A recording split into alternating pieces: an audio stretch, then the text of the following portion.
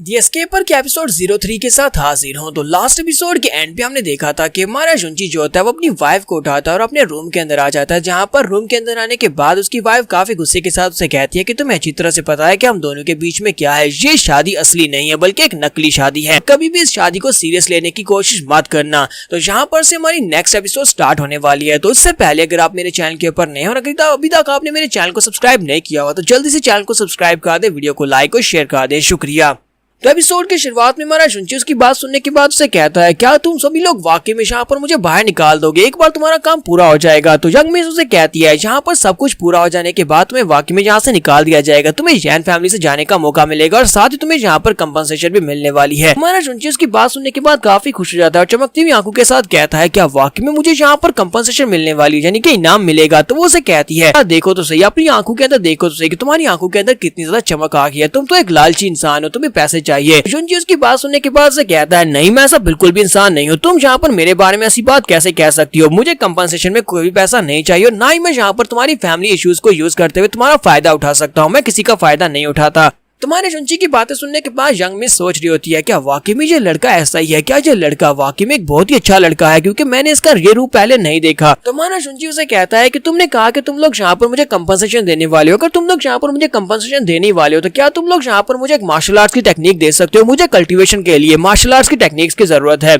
तो young miss उसकी बात सुनने के बाद कहती है, मुझे तो लगा था कि तुम कह रहे हो कि तुम्हें कंपनसेशन नहीं चाहिए लेकिन अब तुम्हें यहाँ पर इनाम चाहिए, चलो फिर ठीक है, मैं तुम्हें अपने पास से मार्शल आर्ट्स का एक स्क्रोल दे सकती हूँ। तो वो अपने पास एक मार्शल आर्ट्स की टेक्निक निकालती है और जुंजी को दे देती है और उसे कहती है, तुम्हें सिर्फ और सिर्फ यही टेक्निक मिलेगी, इसके अलावा तुम्हें और कोई भी इनाम नहीं मिलेगा। तुम्हारा जुंजी उस टेक्निक को अपने हाथ में पकड़ता है और बहुत ज्यादा खुश हो जाता है, क्योंकि हमारे जुंजी के पास फिलहाल के लिए कोई भी कल्टीवेशन नहीं है, यानी कि जीरो कल्टीवेशन है। तो वो इस टेक्निक को लेने के बाद काफी खुश होता है और कहता है, अगर मैं इसको प्रैक्टिस कर लेता हूँ, पर मैंने इस मार्शल आर्ट्स की टेक्निक को प्रैक्टिस कर लिया, उसके बाद मैं स्ट्रॉन्ग हो जाऊंगा, उसके बाद मैं देखता हूँ कि यहाँ पर जैन फैमिली का कौन बंदा है यहाँ पर मुझे मार पाता है, कोई भी यहाँ पर मुझे भूल ही नहीं कर पाएगा। तो यंग मिस हमारे जुंजी से कहती है कि कल्टीवेशन करना ऐसे ही है जैसे कि हम लोग ह्यूमन के रूल्स के खिलाफ जा रहे हैं, तो क्या तुम ये सब कुछ करने के लिए तैयार हो, क्या तुम कल्टीवेट कर पाओगे। तुम्हारा जुंजी से कहता है कि चाहे ये कितना ही डिफिकल्ट क्यों ना हो, कल्टीवेशन कितनी डिफिकल्ट हो सकती है, मुझे नहीं लगता कि कल्टीवेशन इतनी ज्यादा डिफिकल्ट होती है। अगर कोई इंसान बेवकूफ हो तो मुझे लगता है कि सिर्फ और सिर्फ उसी के लिए कल्टीवेशन करना बहुत ज्यादा मुश्किल हो सकता है, क्योंकि कल्टीवेशन करने के लिए हमें मार्शल आर्ट्स की टेक्निक्स को मास्टर करना पड़ता है और वो टेक्निक्स तो हमारे पास लिखी होती है। मेरे जैसा जो जीनियस इंसान होता है वो तो कुछ ही दिनों में इस तरह की कल्टीवेशन टेक्निक्स को मास्टर कर सकता है। देखना मैं बहुत ही जल्दी इस कल्टीवेशन टेक्निक को भी मास्टर कर लूंगा। तो इसी के साथ ही यंग मिस उसे यहाँ पर एक स्टोरी सुनाती है। वो उसे कहती है कि लेजेंड्स के मुताबिक एक कहानी है, एक ऐसी कहानी है एक ऐसे मास्टर की। हमारे यहाँ पर एक बहुत ही पावरफुल मास्टर था, एक ऐसा मास्टर जिसने एक ही दिन में 3 रीइंकार्नेशंस को फेस किया था, यानी कि वो एक ही दिन में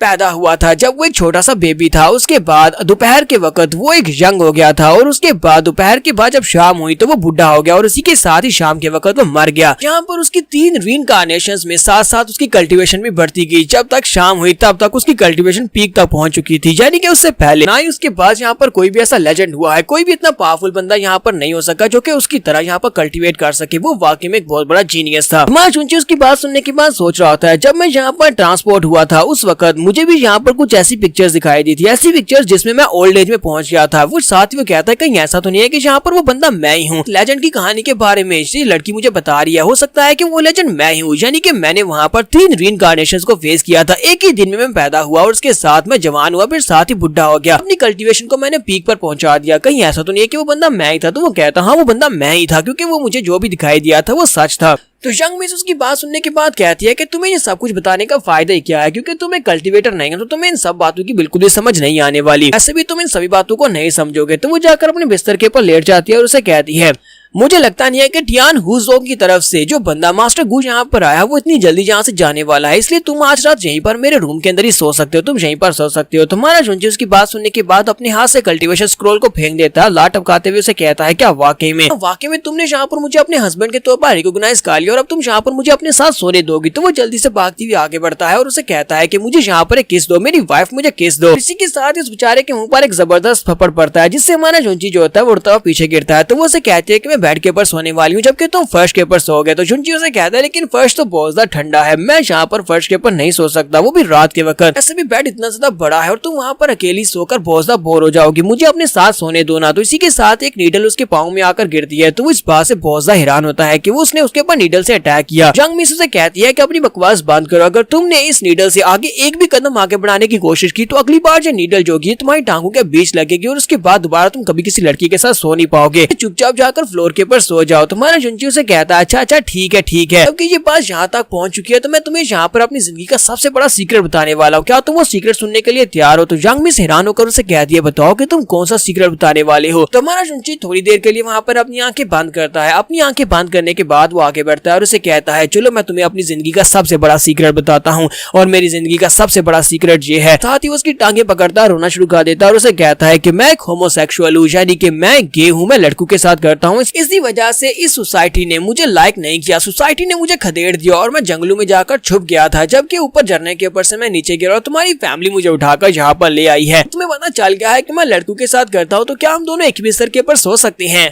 तो यंग मिस पहले तो उसकी बातें सुनने के बाद वहाँ पर उसके लिए थोड़ा सा फील करती है, लेकिन साथ ही वो गुस्सा हो जाती है और कहती है क्यों ना मैं यहाँ पर तुम्हारी हेल्प करूँ। अच्छा ठीक है, तुम्हें सोने में मदद करती हूँ। और इसके बाद उसे काफी सारा पीटती है और पीटने के बाद उसे कहती है चलो दफा हो जाओ, जाकर आप फर्श के ऊपर सो जाओ। तो हमारा जुनची जो होता है वो चिल्लाता हुआ जाकर दरवाजे के पास बैठ जाता है और कहता है यहाँ पर मेरी वाइफ तो मुझे मारने की कोशिश कर रही है, ये अपने नवे नवेले हस्बैंड को मारने की कोशिश कर रही है। फिर हमारा जुनची जाकर दरवाजे के साथ टेक लगाकर वहीं पर बैठ जाता है, सो जाता है। लेकिन हमारा जुनची सोते हुए भी अभी भी अपनी वाइफ के सपने देख रहा होता है, यानी यंग मिस के सपने देख रहा होता है और उसे कह रहा होता है मेरी वाइफ क्यों ना तुम यहाँ पर मुझे किस करे दो, मेरी वाइफ मुझे सिर्फ एक किस दे दो। जबकि यंग मिस वहाँ पर बैठी कल्टीवेट कर रही होती है, लेकिन वो कल्टीवेट नहीं कर पा रही होती, वो ध्यान नहीं दे पा रही होती क्योंकि जुनची बार बार एक ही लफ्ज कह रहा होता है प्लीज मुझे किस करो, मुझे किस करने दो। तो नेक्स्ट सीन जो होता है हमें सुबह के वक्त का दिखाया जाता है। अंकल जैन सुबह के वक्त सुबह इनके रूम की तरफ आते हैं। तो अंकल जैन बाहर खड़े होकर कहते हैं यंग मिस मास्टर गू जा चुके हैं। मास्टर गू ने यहाँ पर काफी देर तक शोर मचाया लेकिन अब वो जा चुके हैं। तो यंग मिस उसे कहती है अच्छा ठीक है अंदर आ जाए, अंदर आकर मुझे सारी बात बताएं। तो मास्टर जैन जो होते हैं वो दरवाजा खोलकर अंदर आते हैं। जैसे वो दरवाजा खोलते हैं तो दरवाजे के पीछे से चिल्लाने की आवाज आती है क्योंकि हमारा जुनची दरवाजे के पास ही सोया हुआ था। तो मास्टर जैन ने जैसे ही वहाँ पर दरवाजा ओपन किया, इसी के साथ ही बेचारे हमारे जुनची के मुंह पर दरवाजा लगता है और वहीं पर बेचारा चिल्ला रहा होता है। मास्टर जैन कहते हैं लड़के तुम यहाँ पर क्या खा रहे हो, जबकि हमारा जुनची उसे गालियां दे रहा होता है और कहता है कमीने बुड्ढे कहेंगे, क्या तुम आराम से दरवाजा नहीं खोल सकते थे। जबकि दूर खड़ी यंग मिस जो होती है वो हल्का सा मुस्कुरा रही होती है। फिर साथ ही वो मास्टर जैन से कहती है अंकल शैन क्या आप मुझे बता सकते हैं कि यहाँ पर क्या चल रहा है, आप यहाँ पर किस बारे में बात कर रहे थे। तो अंकल शैन उसे कहते हैं यंग मिस मास्टर गू यहाँ से जा चुका है, उसने काफी देर शोर मचाया लेकिन उसके बाद वो चला गया।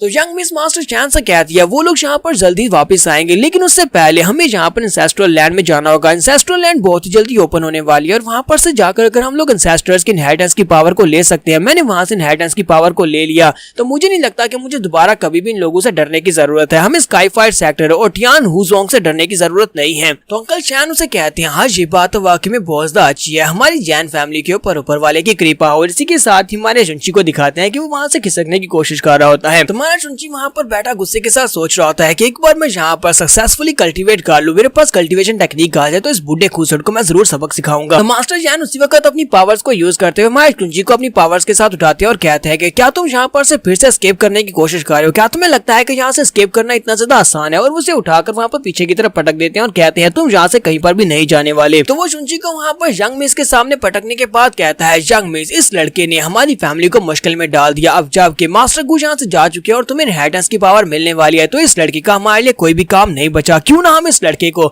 मार डालें। तो यहाँ पर हमारी एपिसोड 03 का एंड करेंगे। तो नेक्स्ट एपिसोड में देखेंगे क्या हमारे जुनची को यहाँ पर मार डालेंगे, क्योंकि मारेंगे तो नहीं। नेक्स्ट क्या होने वाला है ये जानने के लिए मेरे चैनल के साथ बने रहिए। चैनल को सब्सक्राइब कर दें ताकि आप अगली वीडियो को भी देख सके और वीडियो को लाइक और शेयर करना मत भूलिएगा।